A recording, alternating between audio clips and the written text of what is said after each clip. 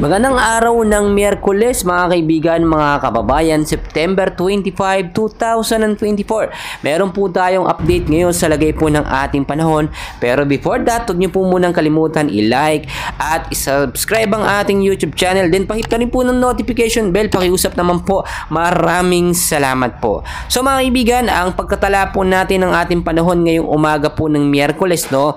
Meron po tayong easterlies pa rin na nakakaapekto po sa eastern at Central Visayas po, no? Ito po yung mainit na hangin na nanggagaling po sa karagatang Pasipiko. Pero pangunahan ko na kayo mga kaibigan, as of na wala tayong minomonitor na bagyo or low pressure area, no, na active sa loob ng ating bansa.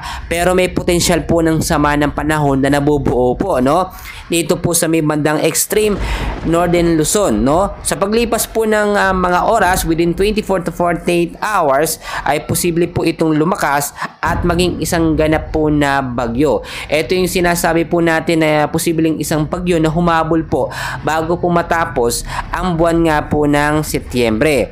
Sa ngayon po ay posibleng kumilos po ito papalapit sa extreme Northern Luzon at sa Taiwan at may posibilidad din po na magbago sa mga susunod na araw. So mas maganda nakamonitor po tayo sa lagay po ng ating panahon. So pagkatapos nga po ng huling bagyo, etong bagong bagyo ay tatawagin pong Julian kapag ka nakapasok na po sa Philippine Area of Responsibility. So balikan na natin mga kaibigan, no? Yung forecast weather condition natin, yung mga lugar po na apektado ng easterlies. So makakaranas pa rin tayo ng maulap na kalangitan. Ito pong area ng Mindanao, etong eastern at central Visayas po mga kaibigan. So mag-ingat po tayo, especially sa bandang hapon at sa gabi. Pero asahan nyo po sa umaga, magandang panahon po at mainit na araw ang ating mararanasan. Pero pagdating sa hapon at sa gabi, magko-cool down po yan at posibleng makaranas ng mahina hanggang sa posibleng paglakas po ng pag-ulan dahil po sa easterlies. Sa area naman po ng Bicol Region mga kaibigan, asahan po natin ngayong araw po ng Miyerkules ang maulap na kalangitan at may mahina hanggang sa malakas sa pag-ulan pagdating naman po sa hapon, no? At sa gabi po yan. Dahil pa rin po yan sa easterlies. So yung easterlies, hindi po yan yung sinasabi natin magbibigay ng init. Hindi porkit mainit na hangin, no? O yung hangin na nanggagaling sa karagatang Pasipiko. Nagpapaulan din yan mga kaibigan at bibigay po ng sama ng panahon.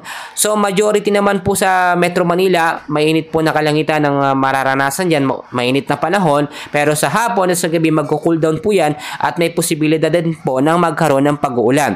Ulitin ko po, sa Metro Manila at ilang bahagi din ng ating bansa ay apektado naman din, no, ng localized thunderstorm. Epekto nito, posibleng mahina hanggang sa malakas na pag-ulan na may kasamang pagkulog po at pagkidlat pagdating po sa gabi mga kaibigan.